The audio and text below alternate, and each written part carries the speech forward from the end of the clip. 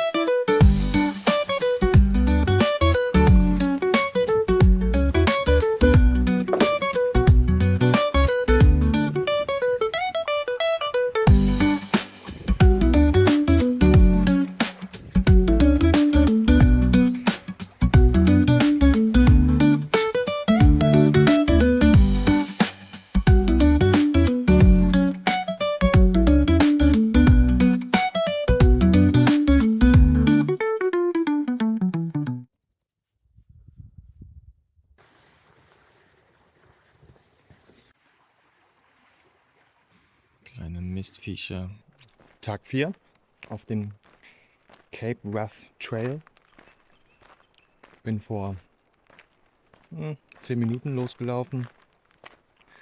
Und ja, gestern war cool, anstrengend. Kamen mehr Leute jetzt auf den Track. Ja, Wetter ist insgesamt ziemlich cool. Also bisher nur Sonnenschein, trocken, manchmal sogar fast ein bisschen zu warm, aber keine Beschwerde hier. Ja, gestern 3. Nacht im Zelt, habe einen schönen Platz gefunden. Krass viele Zecken. Jetzt wieder mal ein bisschen Wald, wie man sieht, hoffentlich im Hintergrund. Gestern war es sehr bergig. Was gibt's noch?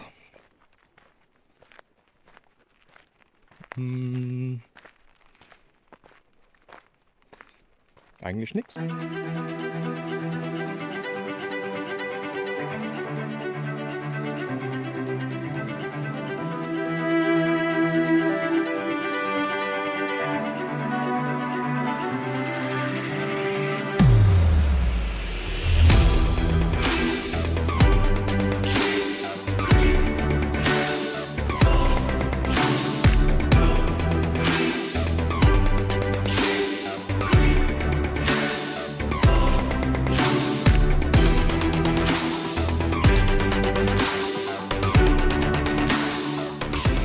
15 Uhr. Eigentlich müsste ich noch 16 Kilometer laufen, um an meine heutige Tagesetappenziel zu kommen. Das mache ich auf gar keinen Fall. Aber 8 wären schon noch gut. Kurz vor dem nächsten Riesenanstieg. Hey, ich kann doch jetzt eigentlich schon aufhören.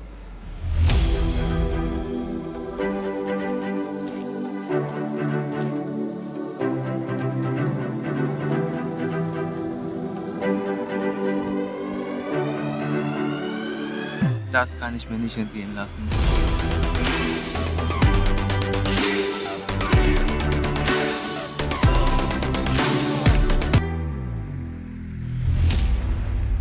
Mann, bin ich froh, dass ich im Zelt bin und nicht draußen. Ja, Tag 5. Bin ganz schön im Arsch. Bin jetzt mittlerweile, glaube ich, so 10 Kilometer hinter dem Plan. Und ja, ich bin jetzt noch so am Überlegen, was ich mache. Eigentlich wäre mal so ein Tag Pause ganz geil. Oder irgendwie so einen halben Tag und dann den restlichen Tag entspannen, weil mein Körper merkt auf jeden Fall die Strapazen.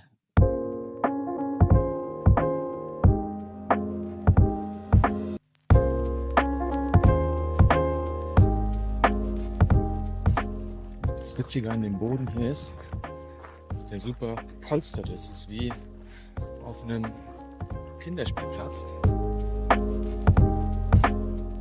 Das ist eine von diesen Bodies, Unterkünfte, wo man kostenlos schlafen kann.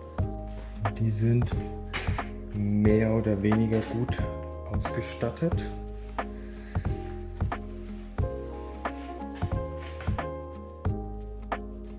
Hier ist es natürlich geil, dass die Strom haben und ich hier meine Akkus und Powerbanks wieder aufladen kann. Gibt es hier solche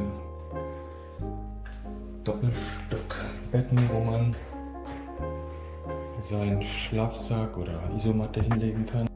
Und hier gibt es sogar eine Toilette. Das war auf jeden Fall notwendig, die zu benutzen.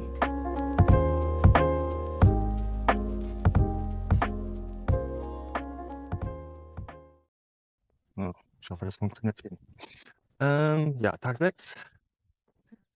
Nachdem ich gestern nach dem Monsteranstieg am Morgen ziemlich kaputt war, habe ich mir gedacht, ich lege mal oder ich brauche einen Tag Pause und bin dann in Barrisdale, ist ein Campingplatz, habe ich dann einfach mein Zelt aufgeschlagen. Und ich glaube, es war auch eine gute Idee. Mein Körper braucht auf jeden Fall eine Pause. Batterien waren sozusagen leer. Ja, das war cool. Und dann kamen dann auch noch ein paar nette Leute, so eine Dreiergruppe, aus England und Schottland. Den habe ich dann ein bisschen gequatscht und auch ein bisschen Zeit verbracht. Und ja, war alles in allem ein schöner Relax-Tag zum Wiederauftanken. Und ich dachte ja, dass ich ganz ziemlich weit zurück bin, aber nachdem ich nochmal die Karte geguckt habe und die Route genauer studiert habe, hat sich herausgestellt, dass ich gar nicht so schlecht, dass ich doch gar nicht so schlecht liege, da ich mir ja von Anfang an einen Tag Puffer eingebaut hatte. Ja, habe ich jetzt noch 4 Tage und das sollte eigentlich zu Fuß machbar sein. Ich bin jetzt auf dem Weg nach Kinlochhorn und da gibt es ein Café und ich hoffe, die haben geöffnet und dann freue ich mich auf mindestens mal einen Kaffee und vielleicht sogar ein geiles Frühstück.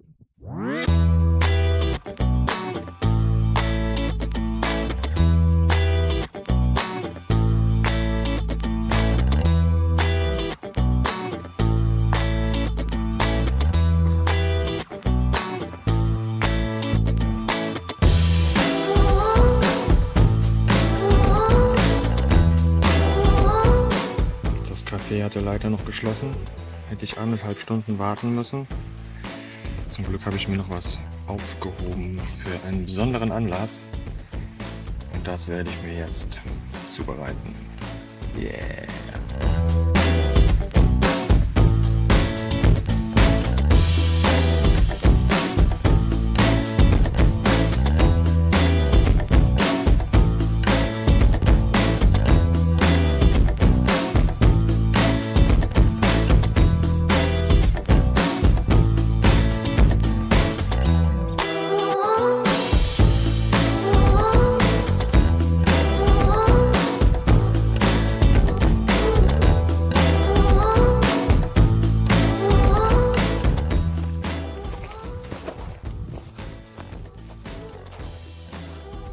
Schlafplatz.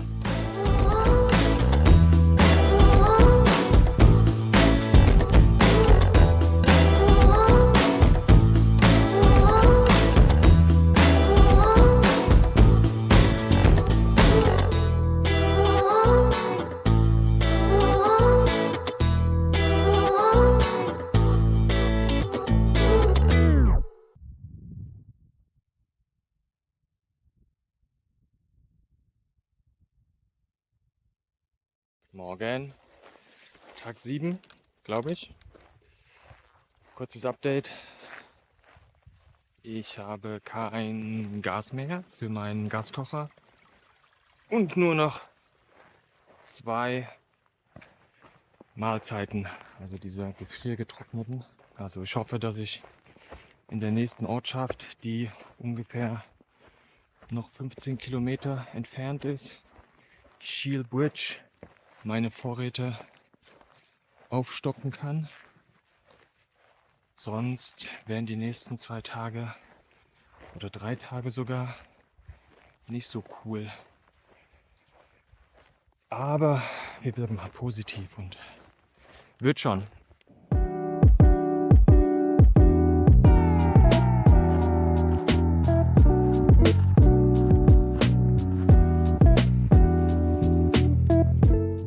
Ich war einkaufen. Save my day. Nummer 2. So hungrig. Wir fahren alle auf der falschen Seite. Jetzt ist zu essen. Gaskartusche für meinen Gaskocher. Back in the game.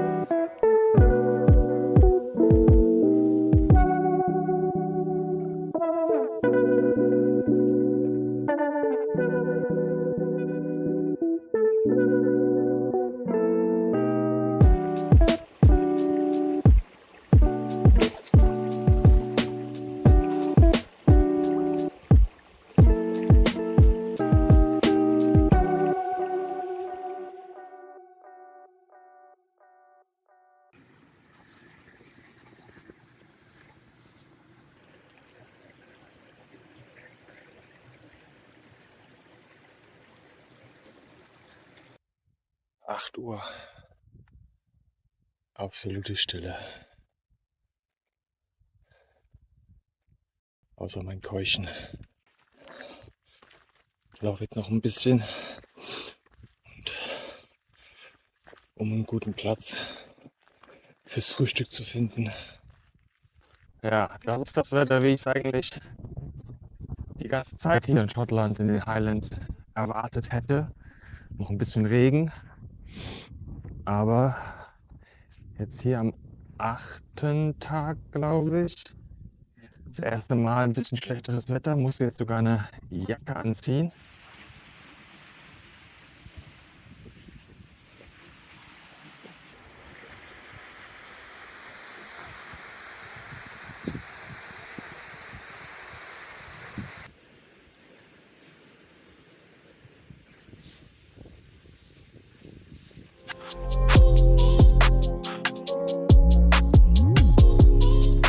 Ja, schon schön hier.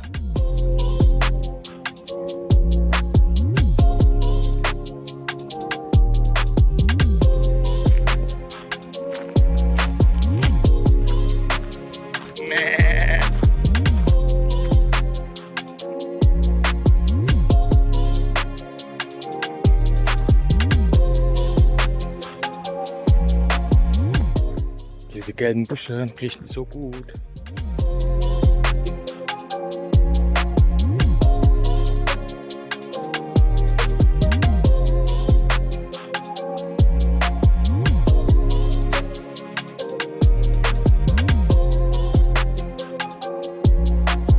Meine Unterkunft für heute ist ausnahmsweise mal nicht im Zelt, sondern in einem Bothy.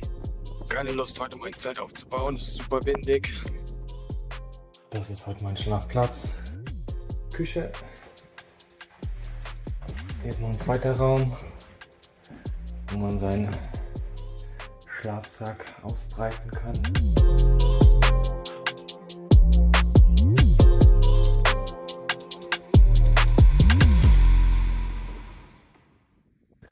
Tag 9 meiner Wanderung auf dem Cape Wrath Trail.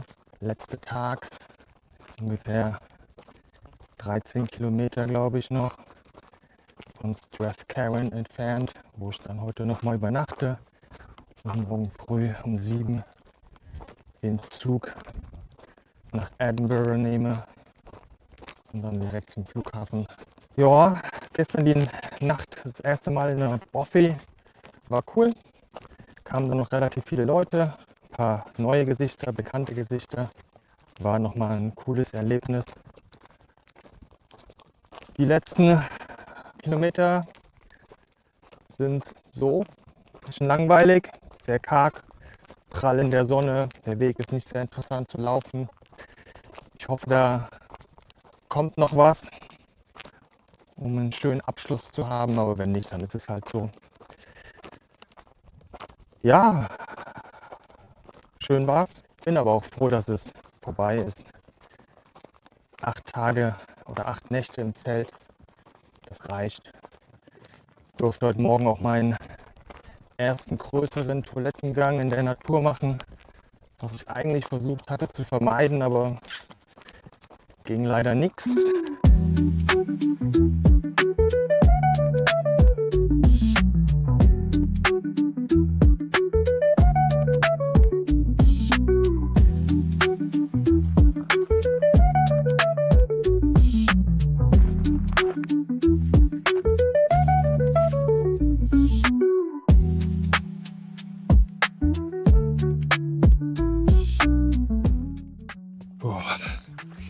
Die letzten 2,5, 3 Kilometer ziehen sich gerade wie Kaugummi. Meine Füße tun weh, ich habe Hunger, Sonne knallt. Oh, keine Lust mehr. Bin vorhin auch 20 Minuten lang in die falsche Richtung gelaufen. Musste ich alles nochmal zurück dann. Aber bin schon froh, wenn ich heute ans Ziel komme. Ja, ich glaube, da unten die Häuser, das müsste es sein. Strathcarron. Ich höre die ersten Autos. Yay! Geschafft.